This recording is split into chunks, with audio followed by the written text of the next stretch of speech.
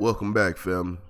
So, King Yella was out here crying over his homie, Boss Shrimp, and losing other homies, other friends, Duck and other people that, he was associated with that he lost. Now,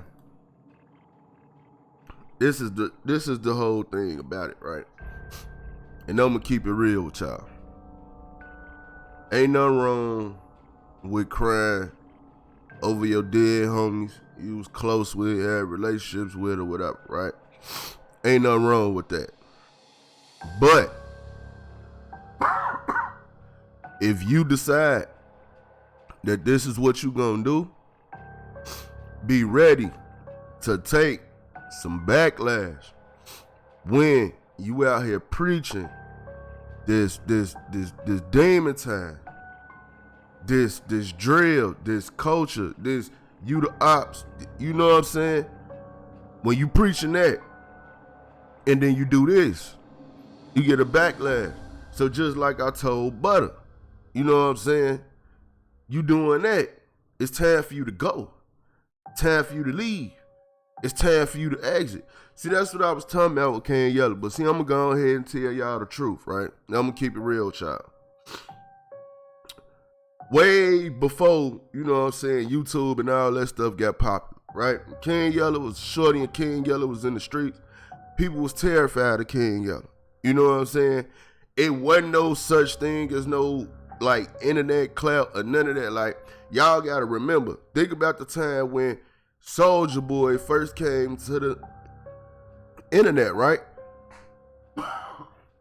Soulja Boy was getting clowned left and right for coming on the internet.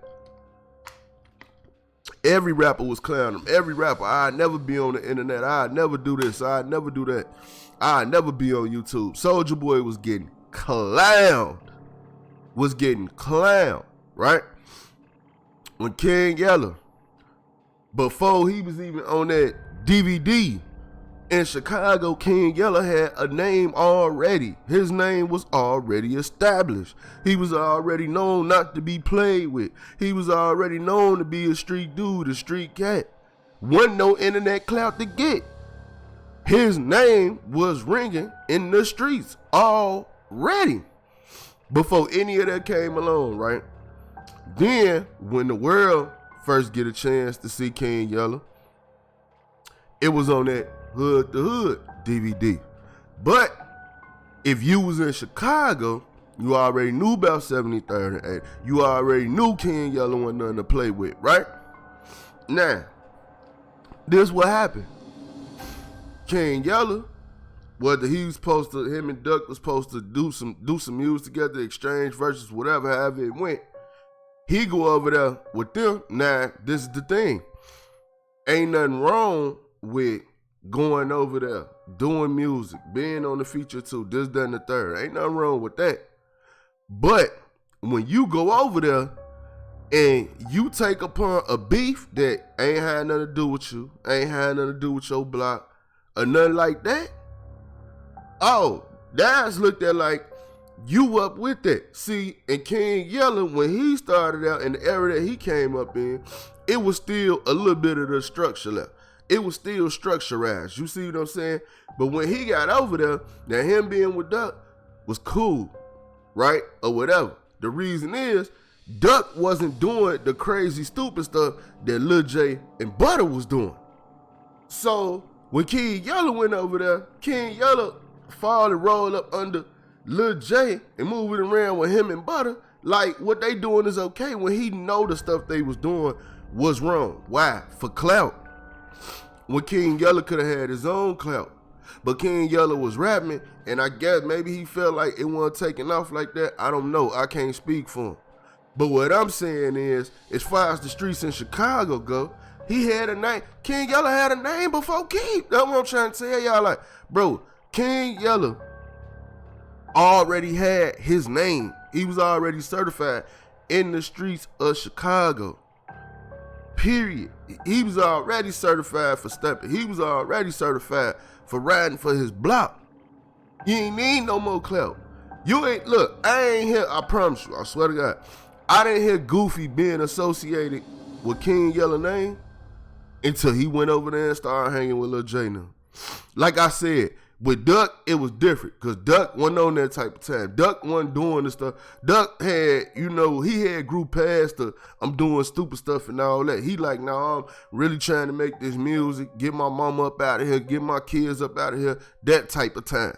But Lil J and Butter, as y'all now see, was doing stupid stuff like I done told y'all in 1,000 videos.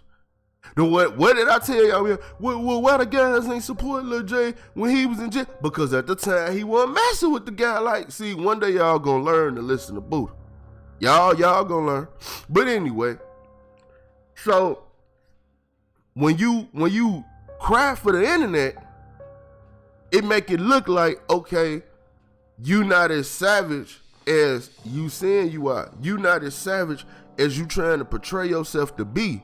You not this top savage that we thought you was. That's how the internet gonna take that. Now my whole thing is this: if you gonna do that, you should accept the backlash. You shouldn't get mad at the people, like you said. You put it out because you wanted it out there. That's everything on the internet. Anything you decide to put out, whatever come back to you for it, you should be willing to accept that. You should be willing to be like, okay, bet, I did that. This will come with it. Cool. I'm going to go ahead and move on for it. Because guess what? The people that's laughing at your pain don't even understand how many times the tears roll down your face. You got to live with that pain forever. They don't got to deal with that pain. They don't got to worry about losing homies and all this and that. But see, when we coming up in the streets, there's the part of the game you fall into nobody teaches you about. You're not taught that. This is just something you fall into. Then it's like, man, we could really lose homies like this. Could I be next? Is the time ticket for me? If you try to cover it up with the drugs or getting high or getting drunk or celebrate. Why you think every time somebody pass away, we got 1 million bottles, all type of drugs, pills, weed, whatever you need at the candlelight visuals and at the celebrations for them going home? Because it's like, man, we can't believe it because in our head, it ain't gonna be our guys. It ain't gonna happen to us. It ain't gonna happen to me. Knowing it could happen. We're being it, knowing it can happen and still feel like nothing's going to happen. It's just the way it is, man. So, like I said, you can't be mad at the people. You made your choice. You left Chicago. You got away from Chicago. That was the choice you made. That was probably the decision and choice to save your life. Because that's just like I told y'all, think about it. Who the hell gets shot at the No More Movement video shoot? You get shot for trying to bring peace. Why? Because at the time you tried to do it, it was too late. It done went too far. You know what I'm saying?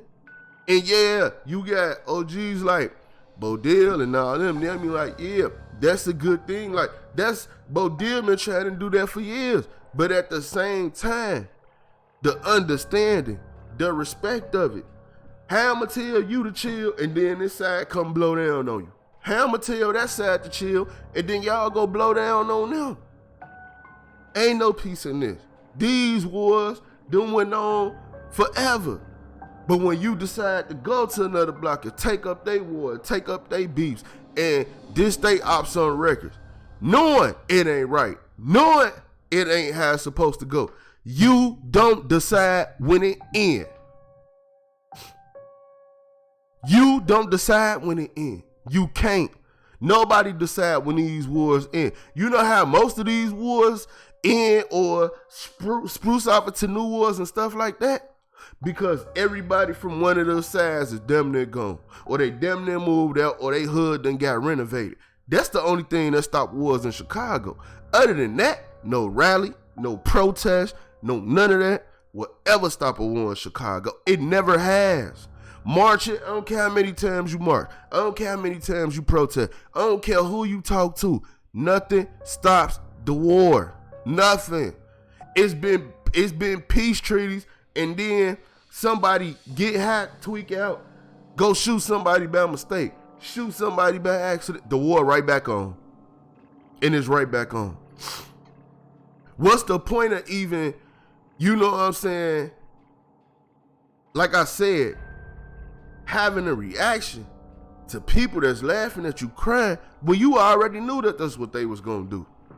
You already know how it is. You a demon. You a savage though. You gave that image to the world when the world ain't even know you in the streets. You was already a top level savage. You was already a top level demon. Your street cred went downhill when you got around Lil J and Butter. So, you know, it is what it is, man. Like I say, you know, but King Yella, righteous dude, you know what I'm saying?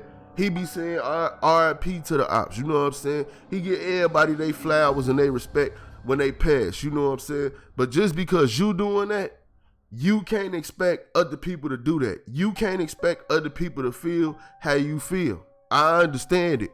I get it. But it is what it is, man.